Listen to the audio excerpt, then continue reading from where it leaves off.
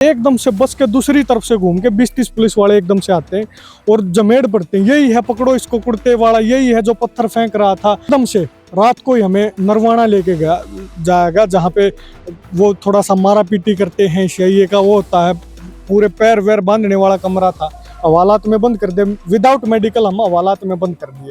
फिर उसके बाद 10 मिनट के बाद हवालात से निकलो भाई, मतलब पूरी रात एक्टिविटी चलती रही। 60 पुलिस वाले तो देख रहे हैं और कुछ पुलिस वालों को 10 है 15 उनको मैं मार रहा हूँ।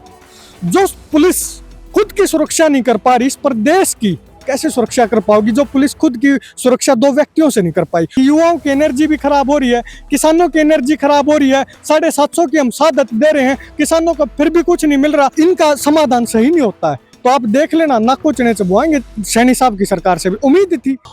नमस्कार, आप देख रहे हैं हरियाणा तक। इस समय हमारे साथ किसान नेता हैं, युवा जो किसान नेता अक्षय नरवाल जो हमारे साथ हैं।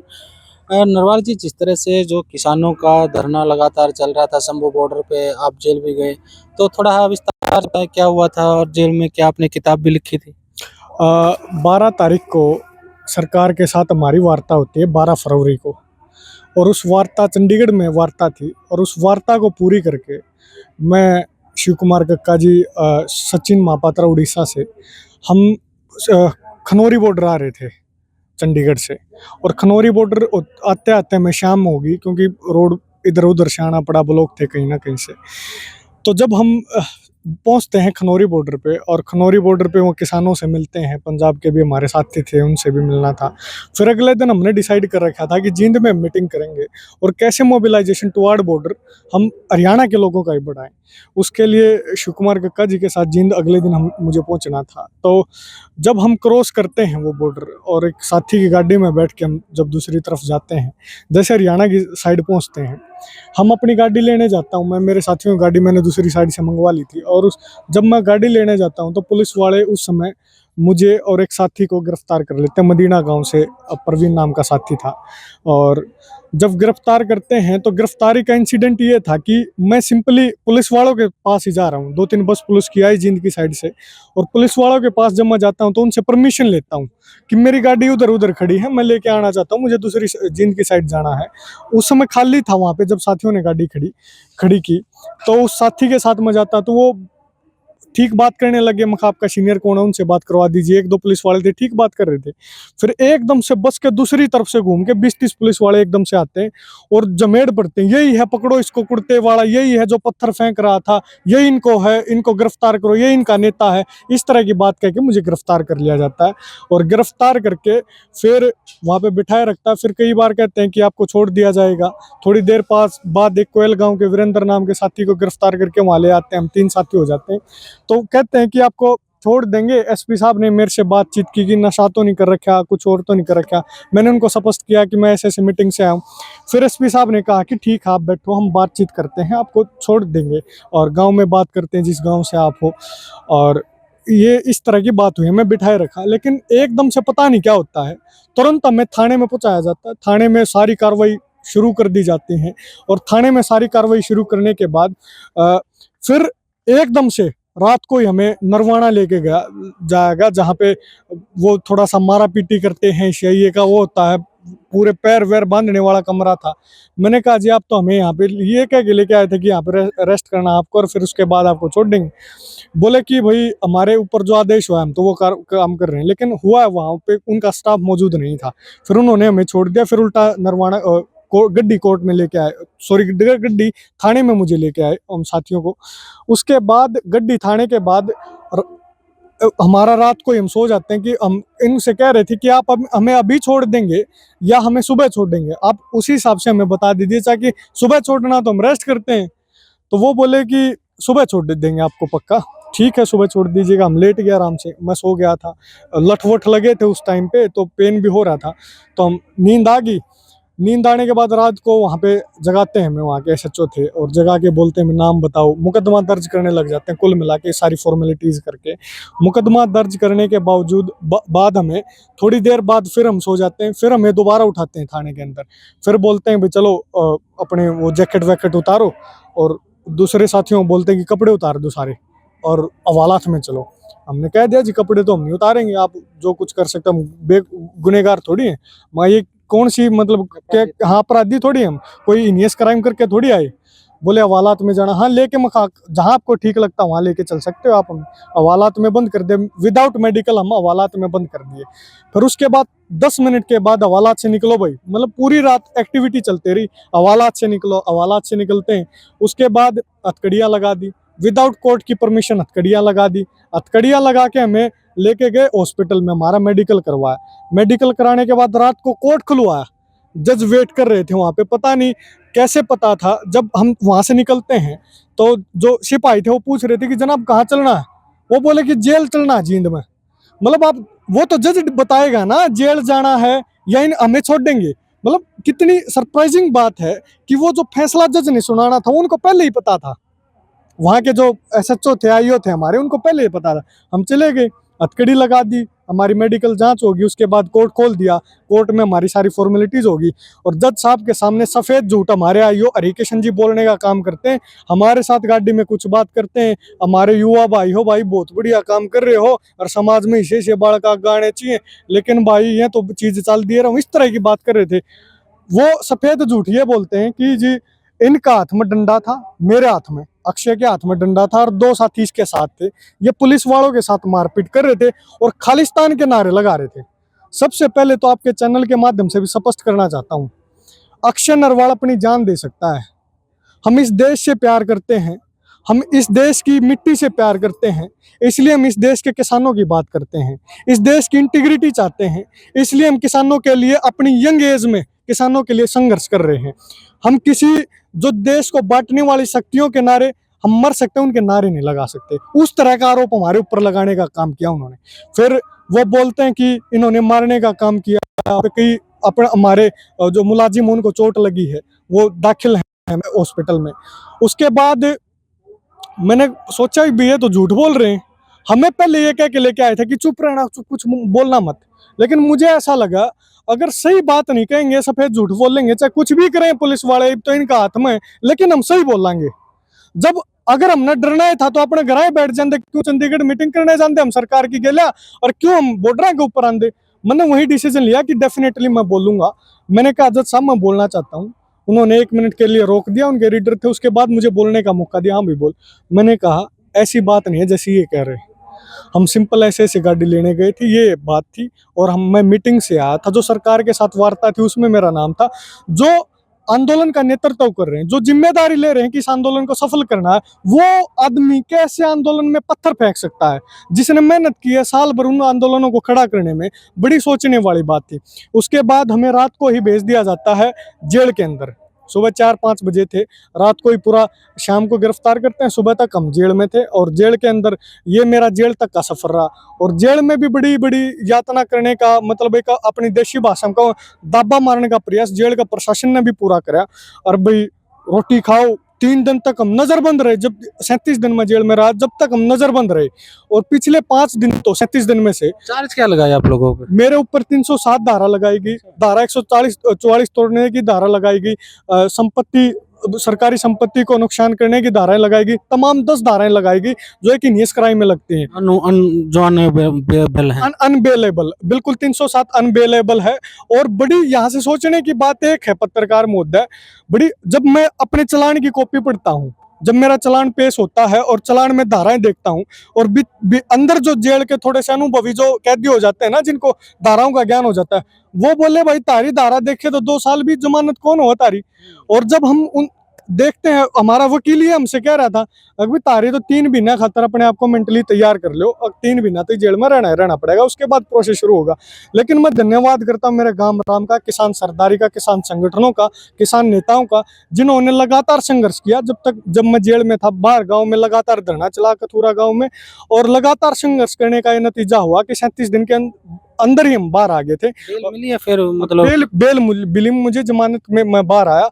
और देखिए यहाँ से सोचने की बात पत्रकार मुद्दे ये होती है कि उन्होंने आरोप लगा दिया हमारे ऊपर कि हम पुलिस वालों को मार रहे थे। उसके 60 नियर अबाउट 60 आई विटनेस बना दिए कि 60 पुलिस वाले थे, सीआरपीएफ के जवान थे, जो मैं उसमें पढ़ता हूँ जब हमारा चालान पेश होता है। वो 60 आई विटनेस विद नेम लिख रखे हैं, उसमें सारी धाराएं लिख रखी हैं। अब सोचने की बात है कि हम पुलिस वाले गवाह थे। सब पुलिस वाले उसमें आई विटनेस हैं। अब सोचने की बात यहाँ पे एक खड़ी होती है, 60 पुलिस वाले तो देख रहे हैं और कुछ पुलिस वालों को 10 है 15 उनको मैं मार रहा हूँ। जो पुलिस खुद की सुरक्षा नहीं कर पा रही, इस प्रदेश की कैसे सुरक्षा कर पाओगी? जो पुलिस खुद की सुरक्षा 2 व्यक्तियों से नहीं कर पाई, वो प्रदेश की जनता की सुरक्षा कैसे कर पाएगी? नैतिकता के आधार पर इस प्रदेश के गृह मंत्री को इस्तीफा दे देना चाहिए था। मतलब तमाम आप लोगों को फंसा गया, झूठे मामले दर्ज करवा गया। डेफिनेटली निराधार, कोई आधार ही नहीं बढ़ता। एक एक बात का तर्क सहित अगर जब बात करेंगे हम, तो मैं पूछना चाहता हूं कि जो 37 दिन मेरे जेल में कटे उसका दोषी कौन है? क्या वो आईओ दोषी है जिसने मेरे ऊपर केस बनाया, या वो पुलिस वाला पकड़ने वाला दोषी है जिसने मत झूठा पकड़ा, या जिसको हम माननीय कहते हैं, क्या वो न्यायालय दोषी है जिसने एक बार भी ये नहीं देखा कि वे 307 की धारा कैसे लगा दी? नरवाना कोर्ट में 307 की धारा के ऊपर किसी को जमानत देने का प्रावधान नहीं है, लेकिन किसी के ऊपर 307 लगा दी, उसको कंसीडर करने का प्रावधान है। ऐसे दोगले कानून, मैं तो माननीय न्यायालय का भी, मतलब मैं युवा हूं और मेरा अभी तक केस, मेरी 6 दिसंबर की तारीख है जींद कोर्ट में, दोबारा माननीय न्यायालय के ऊपर भी प्रश्नवाचक चिन्ह खड़े करता हूं। अगर आप चाहते हैं इस देश की जुडिशरी में, इस देश के न्यायालय में, इस देश के न्यायाधीशों में जनता की भावनाएं बनी रहे, सम्मान बना रहे, तो इस तरह के जो निराधार, जो मैंने जेल में भी बहुत सारे ऐसी चीजें देखने का काम हुआ कि ऐसे बहुत सारे जो बेगुनाह बच्चे थे इस तरह के आरोप लगा रहे थे। अगर भी ये जो जज मेरी जात का हुंदा, मेरी जाति का हुंदा, तो आज मैं जमानत पे मैं बरी होता, और अगर मेरी जात का नहीं था, दूसरी की जात का था, तो मेरे जो सामने वाला था आज मैं जेल के अंदर। मतलब वो घोर जातिवाद उन जजों के अंदर जिनको हम पढ़ा लिखा मानते हैं, वो घोर जातिवाद जब मैं पुलिस मुझे गिरफ्तार करती है, मैं उनके अंदर देखने को मिला। वो कहते हैं फलानी जात का पाओगे इसका मारो लठ, बस मैं पहले इन्हें पीटो फिर इसने ले चलो। वो घोर जातिवाद उस पुलिस के अंदर मुझे देखने को मिला। जब मैं जेल के अंदर जाता हूँ, सारे कैदी भाई, चाहे वाल्मीकि था, चाहे ब्राह्मण था, चाहे जाट था, सब एक प्लेट में बैठ के खाना खाते हैं। जो मुजरिम है वो तो भाईचारे का संदेश दे रहा है, और जो पढ़े लिखे हैं वो संदेश दे रहे हैं घोर जातिवाद का। बड़ी हैरान करने वाली बात मेरे लिए। ये भी ये सवाल है, आप लगातार किसानों की बात करते हैं, अभी भी शंभू बॉर्डर पे धरना चल रहा है किसानों का, अब हरियाणा के किसान क्यों नहीं जा रहे या बुलाए नहीं जा रहे? देखो, हरियाणा के किसान जब शंभू बॉर्डर पे धरना लगा, हरियाणा के भी किसान, आप देखो शंभू बॉर्डर के कुछ किसान मतलब पहुंचे भी हैं, कोड़ा में भी धरना चल रहा है। तो मैं आपको बता दूं, हरियाणा का जो मोबिलाइजेशन होना चाहिए था, निश्चित तौर पे वो मोबिलाइजेशन नहीं हो पाया जो होना था। उसके कई कारण हुए। जब आंदोलन शुरू होता है तो स्ट्रेटेजी पहले तय होती है, हमें कैसे आंदोलन करना, किस नेताओं को साथ लेना। कहीं ना कहीं मैं ऐसा समझता हूँ, जितनी भी गिरफ्तारियां भी हुई, चाहे मेरी भी गिरफ्तारी उसमें क्यों ना हुई हो, तो पंजाब इस बॉर्डर के परे से जो आवाज आनी चाहिए थी, मैं उसी आंदोलन में गिरफ्तार हुआ था, वो आवाज उतनी तेजी से नहीं आई जो आनी चाहिए थी। और जब इस तरह से जब हम खुद आंदोलन वाले व्यक्ति फील करेंगे, तो उस जनता जो आंदोलन में शामिल होती है, किस नेता को हम किसको कंसीडर करें? हरियाणा के नेता को कंसीडर करें। पंजाब वाले भाइयों को भी बड़ा मन दिखाना चाहिए था, जो पंजाब और हरियाणा के इस बार एसकेएम भी दूर रही थी, जो शंभू बॉर्डर पे जो किसान संगठन जुट हुए थे उसकी भी एक ना। बिल्कुल, ये बड़ी विडंबना है। जैसे मैं मतलब खुल के ये कहना चाहूंगा, जो हमारे किसान संगठनों की लड़ाई को, किसान नेताओं के ऊंचे नीचे कद को करने के लिए हमने किसान के कद को छोटा कर दिया। कोई किसान ये मतलब इसलिए आंदोलन कर रहा है कि मेरी यूनियन सबसे बड़ी है, कोई इसलिए आंदोलन कर रहा है अकबर मैं बड़ा सबका नेता हूं। उस अपने कद को बड़ा करने के चक्कर में हमने किसान के कद को छोटा कर दिया, इसमें कोई दो राय नहीं है। और इसी का नतीजा ये रहा कि दोबारा से बीजेपी फिर आ गई। किसी भी किसान ने किसान बन के वोट डालने का काम नहीं किया। किसान कांग्रेस की जीत को अपनी जीत समझ रहा था। क्यों भाई? कांग्रेस के नेता की गलती किसान की गलती दिख रही है। आज वो जो आधी गलती तो कांग्रेस के लीडरान कर दी, टिकट बांटने में, आपस की फूट में, लड़ाई में, और जनता में परसेप्शन यो सेट हो गया अगर कांग्रेस नहीं जीतती तो किसान हार गया। कांग्रेस हारी इस चुनाव में, किसान नहीं आ रहा। लेकिन डेफिनेटली राज्यपाल साहब खुद पंजाब में जाते हैं और चुनाव लड़ने का काम करते हैं। अब मैं उनसे पूछना चाहता हूं, अगर वो स्पष्ट थे, उनकी आइडियोलॉजी स्पष्ट थी और दिमागी तौर पे उनका अनुभव ये कहता था अगर किसान का नुकसान है राजनीति में जानते हैं, तो उनने नॉन पॉलिटिकल रहना चाहिए था। अगर उनको लास्ट मोमेंट पे इतने अनुभव के बाद और उनको ये रियलाइज हुआ, अकबर सारी उम्र मैं गलत रहा इस बैम में, नॉन पॉलिटिकल रह के किसान का भला उसका है। किसान की बात विधानसभा में भी उठनी चाहिए, संसद में भी उठनी चाहिए। तो उनको क्या ये बात नए युवाओं को नहीं बतानी चाहिए थी? या बात एडमिट कर दे बड़े मन तक, बड़ा मारा पतो यो काम होया कौन है? जब तारा पो तो यो काम कर लियो, माड़ा नहीं है किसान का भला का है। उस नई एनर्जी को भी गुमराह करने का काम करा। अब भाई आप लोग नॉन पॉलिटिकल रहना और खुद चुनाव लड़ते हैं। तो इस तरह की दोहरी बात जब किसानों के बीच में चली, इस तरह की दोहरी मानसिकता जब किसानों के बीच में आई, तो बड़ा मुझे इस बात से ये मतलब महसूस हुआ कि युवाओं की एनर्जी भी खराब हो रही है, किसानों की एनर्जी खराब हो रही है। 750 की हम शहादत दे रहे हैं, किसानों को फिर भी कुछ नहीं मिल रहा, लगातार धरने करने पड़ रहे हैं, आंदोलन करने पड़ रहे हैं, उसके बावजूद भी कुछ नहीं मिल रहा। कहीं ना कहीं नेतृत्व करने वालों की भी कमी है, और कहीं ना कहीं जिनको नेतृत्व ये जनता संभलवाती है, किसान जिनको संभलवाते हैं, किसानों को भी उतना जागरूक होना पड़ेगा। पूरे 3 कृषि कानूनों के ऊपर आंदोलन चलता है, लेकिन 3 कृषि कानूनों को आप किसी सामान्य किसान से पूछो क्या था उसमें, नहीं पता। ये सच्चाई है। वो क्यों नहीं पता? जब उनको इस तरह की समझ पैदा होगी, उस किसान को पता लगेगा कि ये गलत हो रहा है आप लोगों के, ये तो समझ में आएगा, तो उनको कहीं ना कहीं लोचा है, गलत जरूर हो रहा है। जब उनको ये भी समझ में आ जाएगा ना कि भाई हमने अपना कोई आदमी विधानसभा में भी चाहिए, लोकसभा में भी चाहिए, वो कदा होगा समझ में? जब सीनियर लीडर इस बात को एक्सेप्ट करके किसी नए बालक ने, चढ़ू साहब करते ना ऐसा, बड़ा मन दिखाते। अगर उनको लगता था कि विधानसभा में जाकर बात पूरी हो सके, 2 चीजें यहाँ भी समझने की। चढ़ू साहब एक काम करते, 4-5 युवाओं को आगे करते, अकबर मैं खुद नहीं लड़ रहा, इन भाइयों लड़ा हूं, लेकिन यो काम करना चाहिए, इनका माध्यम तक कर दूंगा।